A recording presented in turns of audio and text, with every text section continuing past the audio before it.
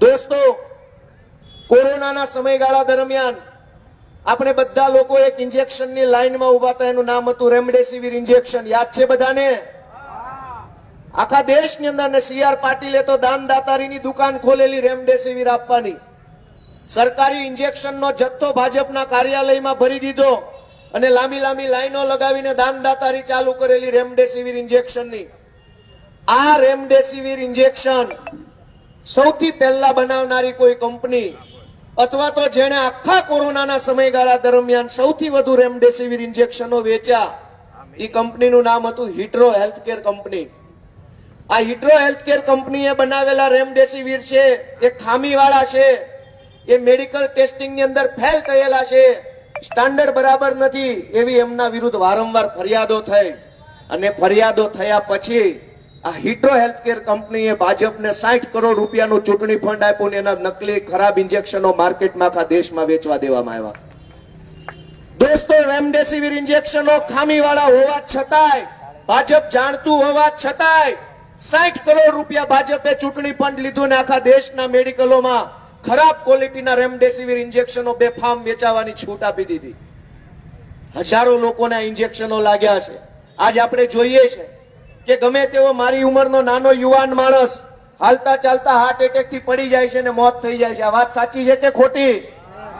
60 કરોડ રૂપિયાનું ચૂંટણી ફંડ ભાજપે લીધું. ત્યાર પછી આ હિટ્રો હેલ્થકેર કંપનીએ, અને હું તો ઓન રેકોર્ડ લખીને લાવ્યો છું, વિડીયો ઉતારીને ભાજપ વાળાને બતાવજો ને બધાને બતાવજો, ખોટું પડે તો વિડીયો સામે આવે. આ હિટ્રો હેલ્થકેર કંપનીએ ઇપ્ટોર કેપ્સ્યુલ નામની એક કેપ્સ્યુલ બનાવે છે અને મોનોસેફ નામનું એક ઇન્જેક્શન બનાવે છે.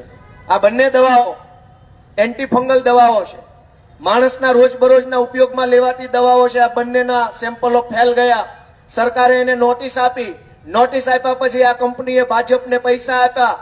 ભાજપે નોટિસ બંધ કરી દીધી, એની ઉપર તપાસ બંધ કરી દીધી અને હજારો કરોડો રૂપિયાની ખરાબ ગુણવત્તાની દવાઓ દેશભરના મેડિકલોની અંદર બેફામ વેચાવા લાગી. કોઈ પણ મેડિકલથી દવા ખરીદીએ એ સારી ક્વોલિટીની છે કે ખરાબ ક્વોલિટીની આપણે નથી જાણતા. 50, 100, 200, 500 આપીને આપણે આપણા પેટમાં મરી જવાની ગોળીઓ નાખીએ છીએ. આ ભાજપના રાજમાં આવું બને છે. દોસ્તો, ભાજપને આપેલો મત આખા દેશમાં ઝેર ફેલાવી રહ્યો છે. ત્યાર પછી ટોરેન્ટ ફાર્મા નામની ગુજરાતની કંપની છે, એને ડેપ્લાટ નામની દવા બનાવી. આ દવાના સેમ્પલ ફેલ ગયા. એક વાર નહીં 3 વખત સેમ્પલો ફેલ ગયા.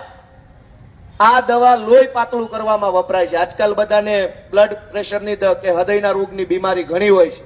કોલેસ્ટ્રોલના કારણે લોહી જાડું થઈ જવાની બીમારી હોય છે. દોસ્તો, ગંભીરતાથી સાંભળજો. જ્યાં મત દેવો એના દેજો, પણ મોતનું જોખમ લઈને ભાજપને મત ન દેતા એ વિનંતી કરવા માટે હું બતાવું છું કે ટોરેન્ટ ફાર્માએ હલકી ગુણવત્તાની, નકલી ગુણવત્તાની, ખરાબ ક્વોલિટીની દવાઓ બનાવી. દેશભરના મેડિકલોની અંદર એ દવાઓ વેચાવા લાગી. એને ત્યાં નોટિસ આવી ડ્રગ વિભાગની, મેડિસિન વિભાગની. ટોરેન્ટ ફાર્મા વાળાએ ભાજપને 77 કરોડ રૂપિયાનું ચૂંટણી ફંડ આપ્યું અને એના ઉપરની કાર્યવાહી બંધ કરી દેવામાં આવી. આ ટોરેન્ટ કંપનીએ બીપીની દવા, હૃદય રોગની દવા, ડાયરિયાની દવા, આ તમામ દવાઓ બનાવી. એ બધી દવાના સેમ્પલ ફેલ ગયા, ટેસ્ટિંગ ફેલ ગયું, છતાંય કરોડો અબજો રૂપિયાની દવાઓ ભારતના બજારમાં બેફામ વેચાવા લાગી અને એના બદલામાં ભાજપે 77 કરોડ રૂપિયા લઈ લીધા ચૂંટણી ફંડ પેટે. આ સિવાય ઝાયડસ નામની કંપની છે દવા બનાવવાની. આ ઝાયડસ કંપનીએ રેમડેસિવિર ઇન્જેક્શન બનાવ્યા કોરોનાના. આ રેમડેસિવિર ઇન્જેક્શનોની બિહાર સરકારે ચેક કર્યું તો એના ટેસ્ટિંગમાં ફેલ ગયા ઇન્જેક્શનો. બિહાર સરકારે ગુજરાત સરકારને જાણ કરી કે આ ઝાયડસ કંપની ગુજરાતની છે, એની ઉપર પગલા લ્યો. ખરાબ ક્વોલિટીના રેમડેસિવિર ઇન્જેક્શન બનાવે છે, લોકોનો જીવ જાય છે. ગુજરાત સરકારે, ભાજપ સરકારે પગલા ન લીધા, પણ ઝાયડસ કંપની પાસેથી 29 કરોડ રૂપિયાનું ચૂંટણી ફંડ લીધું અને વાતને ત્યાં પૂરી કરી દીધી. અને ઝાયડસ કંપનીએ કરોડો અબજો રૂપિયાના નકલી ખરાબ ક્વોલિટીના ઇન્જેક્શનો દેશભરની મેડિકલ સ્ટોરની અંદર પહોંચાડી દીધા. ગ્લેનમાર્ક નામની એક કંપની છે દવા બનાવતી. આ કંપનીએ બ્લડ પ્રેશરની દવા બનાવે છે. ટેલ્મા નામની ટેબ્લેટ, ડોક્ટર સાહેબ બેઠા છે, એ બધું સમજતા હશે. ટેલ્મા નામની ટેબ્લેટ બનાવે છે બ્લડ પ્રેશરને માપમાં રાખવાની. આ ટેલ્મા ટેબ્લેટ ટેસ્ટિંગમાં નિષ્ફળ ગઈ. સરકારે એને નોટિસ મોકલી. બદલામાં ગ્લેનમાર્ક કંપનીએ ભાજપને 10 કરોડ રૂપિયા ચૂંટણી ફંડ આપ્યું. તપાસ પૂરી થઈ ગઈ અને હજારો કરોડો રૂપિયાની ખરાબ ક્વોલિટીની બ્લડ પ્રેશરની દવાઓ આખા દેશના મેડિકલની અંદર ફેલાઈ ગઈ દોસ્તો. સિપ્લા નામની કંપની છે દવા બનાવવાની, નામ બધાએ સાંભળ્યું હશે. આ સિપ્લા કંપની કફ સિરપ બનાવે છે, કફ થાય તો પીવાની દવા બનાવે છે. એની કફ સિરપના સેમ્પલ ફેલ ગયા. દુનિયાના બીજા દેશોમાં દવા વેચી, ત્યાં પણ સેમ્પલ ફેલ ગયા. બીજા દેશોએ ઠપકો આપ્યો કે આ સિપ્લા કંપની કફ સિરપ ખરાબ ક્વોલિટીના બનાવે છે, મેડિકલ સ્ટાન્ડર્ડ પ્રમાણે નથી બનાવતી. અને આ સિપ્લા કંપનીએ રેમડેસિવિર ઇન્જેક્શનોને લાગુ પડતી એક સિપ્રેમી નામની દવા બનાવી. આ સિપ્રેમી દવા પણ મેડિકલ ટેસ્ટિંગમાં ફેલ ગઈ દોસ્તો. કફ સિરપ ફેલ ગયા, સિપ્રેમી દવા ફેલ ગઈ. આ કંપનીને દવા બનાવવાનું લાયસન્સ રદ કરવાના બદલે ભાજપ સરકારે 39 કરોડ રૂપિયાનું ચૂંટણી ફંડ લઈ અને ઝેરી દવાઓ, ખરાબ દવાઓ બનાવવા દેવાની પરવાનો આપી દીધો આ સિપ્લા કંપનીને. ત્યાર પછી આઈપીસીએ લેબોરેટરી નામની એક કંપની છે. એ કંપનીએ મેલેરિયાની દવા બનાવે છે. આ મેલેરિયાની દવાના સેમ્પલો ફેલ ગયા લેબોરેટરીમાં. એને નોટિસ આપવામાં આવી. નોટિસના બદલામાં આઈપીસીએ કંપનીએ ભાજપને 13.5 કરોડ રૂપિયા ચૂંટણી ફંડ આપ્યું. બદલામાં ભાજપે ખરાબ ક્વોલિટીની મેલેરિયાની દવાઓ આખા દેશમાં વેચવા માટે એને છૂટ આપી દીધી. ત્યાર પછી ઇન્ટાસ ફાર્માસ્યુટિકલ નામની કંપની છે દવા બનાવવાની. આ ઇન્ટાસ કંપની ઇનાપ્રિલ નામની હૃદય રોગની અને બીપીની દવા બનાવે છે. બ્લડ પ્રેશરની ગોળીઓના ટેસ્ટિંગ ફેલ ગયા, સેમ્પલ ફેલ ગયું.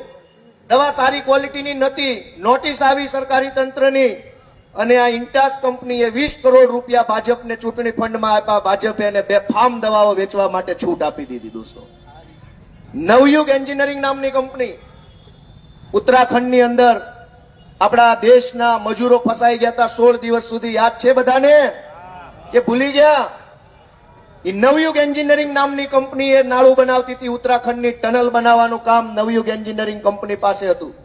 નબળી ક્વોલિટીનું બાંધકામ કર્યું. દેશના મજૂરો ફસાઈ ગયા. 16 દિવસ સુધી એમના જીવ અધર રહ્યા. ભાજપે નવયુગ એન્જિનિયરિંગ કંપની ઉપર પગલા લેવાના બદલે, કાર્યવાહી કરવાના બદલે નવયુગ એન્જિનિયરિંગ કંપની પાસેથી 55 કરોડ રૂપિયાનું ચૂંટણી ફંડ લઈ અને કંપનીને છૂટી મૂકી દીધી. દોસ્તો, ભાજપને મત આપવા વાળા પણ વિચારે કે દેશની તમામ મોટી 8-10 દવા બનાવવાની જે કંપનીઓ છે, માણસની દવા બનાવવાની કંપનીઓ, એને 1000 કરોડ રૂપિયા ચૂંટણી ફંડ ભાજપને આપ્યું અને બદલામાં મન ફાવે એવી ખરાબ ક્વોલિટીની દવાઓ બનાવી અને વેચવાનું આખા દેશમાં ચાલુ કર્યું. આજ કોઈ પણ મેડિકલથી દવા ખરીદીએ, ભાજપ વાળો દવા ખરીદશે અને હલકી ક્વોલિટીની દવા આવી જશે. 2 વર્ષમાં ભાજપને મત આપતો આપતો મરી જશે, ખબર નહીં રહે. 1000 કરોડ રૂપિયા ચૂંટણી ફંડ ભાજપે લીધું, બદલામાં મન ફાવે એવી ખરાબ દવાઓ બનાવવાની છૂટ આપી દીધી. દોસ્તો, મોતના જોખમે ભાજપને ક્યારેય મત ન અપાય. તમને કોંગ્રેસ ન ગમે તો કાંઈ વાંધો નહીં, તમને ઇન્ડિયા ગઠબંધન ન ગમે કાંઈ વાંધો નહીં, તમને આમ આદમી પાર્ટી ન ગમે કાંઈ વાંધો નહીં, તમને અરવિંદ કેજરીવાલ ન ગમે કાંઈ વાંધો